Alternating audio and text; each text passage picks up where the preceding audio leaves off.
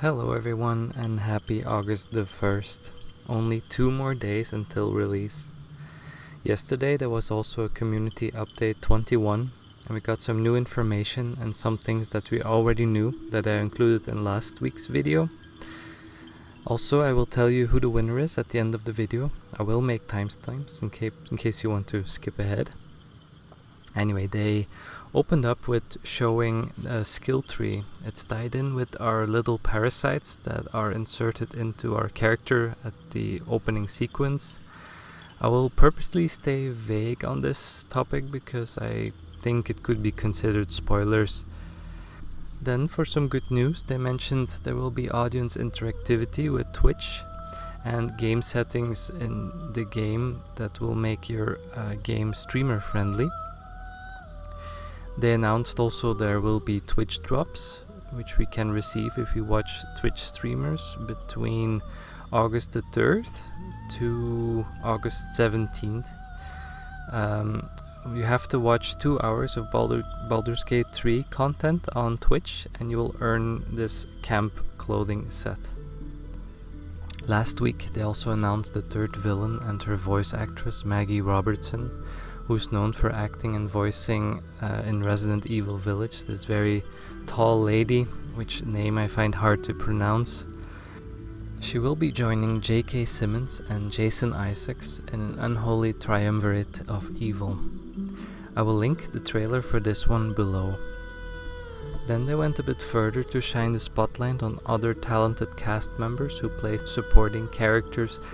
The narrator, some of you who played Early Access might recognize the voice of Amelia Tyler, who returns from a role voicing Malady from Divinity Original Sins 2.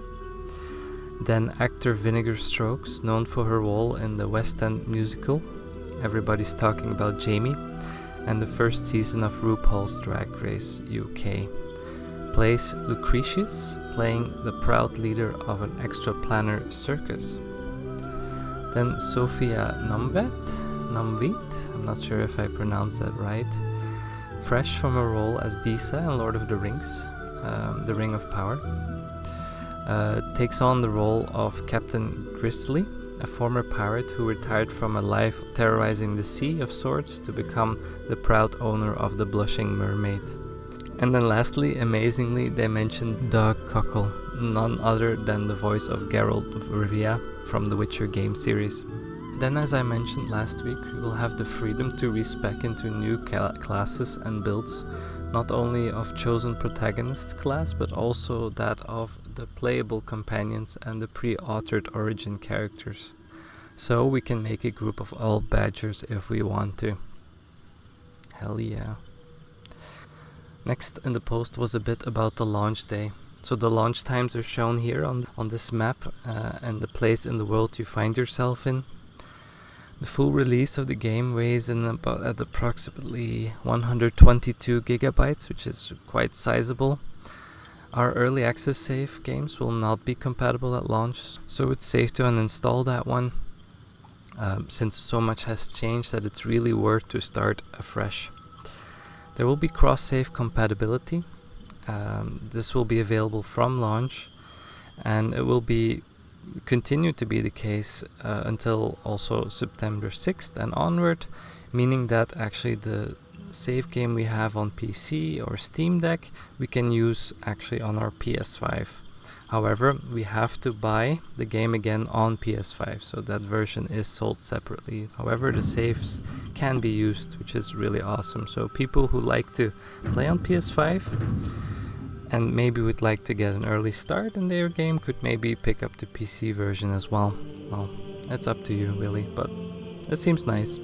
There's really good news for Steam Deck users, since we can play Baldur's Gate 3 on Steam Deck at launch, and apparently according to this post it looks really good. They are working on a anti-aliasing method called FSR 2.0, and they will probably be releasing that one closer to September 6th. That will work better with the Steam Deck version, likely. So yeah, good news. They also mentioned 4K system requirements and ultra-wide support, so we can play the game in 4K and on ultra-wide monitors. Of course, that will require a good GPU. They're talking about the GeForce 3060 if you want to play at 4040p at 60 frames per second, and native 4K would be recommended a top-end graphics card, GeForce 4080 or 4090 or an AMD equivalent. Of course, with DLSS you can reach 4K with lower requirements thanks to the wizards at NVIDIA. Apparently Larian was receiving a lot of questions about romance, and they answered them in this post as well. So throughout our journey, us, the player, will be able to forge genuine connections with those we venture with. These can flourish into relationships that add gravity to every decision in the game, and we are free to pursue them through deliberation, choice, and consequences. However, there is always the option to back out at any moment, change your mind, or fall in love with someone else. What's more, in some cases the player can even form polyamorous relationships. To offer further clarity on exactly who can romance who in Baldur's Gate 3, they laid it out in the least romantic way possible. So a played origin can romance an NPC origin, an NPC origin cannot romance an NPC origin, or a played origins cannot romance another played origins. Yeah, they made like a funny joke about, you know, as co-op partners you could kiss the monitor at the same time and have romance that way, but they haven't really planned anything around that in game. So, but I thought that was a really funny thing. Anyway, then they answered some questions surrounding conversations in the game. Typically, the character who initiates a conversation in both single and multiplayer hosts the conversation. In multiplayer, the other players can witness the conversation by clicking on the appropriate icon or character, which will allow them to vote on the host character's choices in dialogue. The host is free and often right to ignore them. So what if I enter a conversation with a character who has the wrong proficiencies for the choices? This depends on a few things. When a conversation is started unexpectedly, the character who initiated whatever led to the conversation will host the conversation. The character's proficiencies will therefore be the ones used to decide the fate of the conversation. To give an example, if you run around the corner and bump into someone unexpectedly, you're the person who's going to have the conversation. In some cases you can back out of the conversation and re-enter it with another character, by, in single player, that is, selecting another member of your party. In others, fate works as intended as fate. Their dialogue system is designed to feel very organic, as it would in real life. Where there's agency in life, there's agency in Baldur's Gate 3.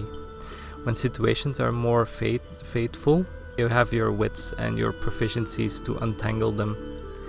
In multiplayer, we will also have the option to set certain dialogues to private, so our teammates won't be able to listen in on them.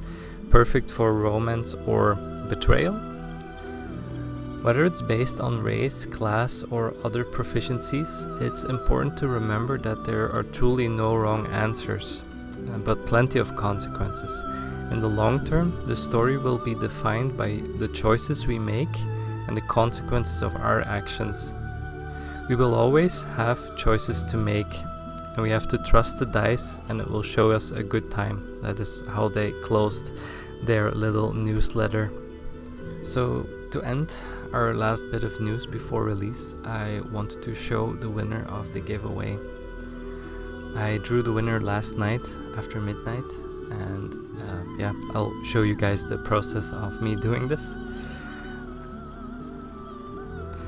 Alright, so as you can see, it just turned past midnight on GMT Mean Time, or Greenwich Mean Time.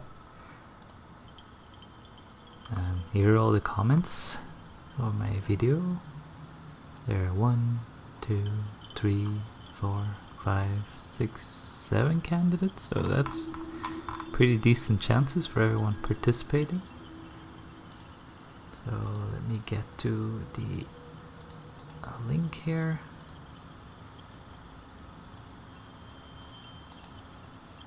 Put that in here. No duplicates. So I would only re-roll in case I draw myself, of course, but other than that, it should be all golden here. Just one winner. Okay, so I linked the video, yeah, okay. Are you ready for this? Oh, another robot. Exciting.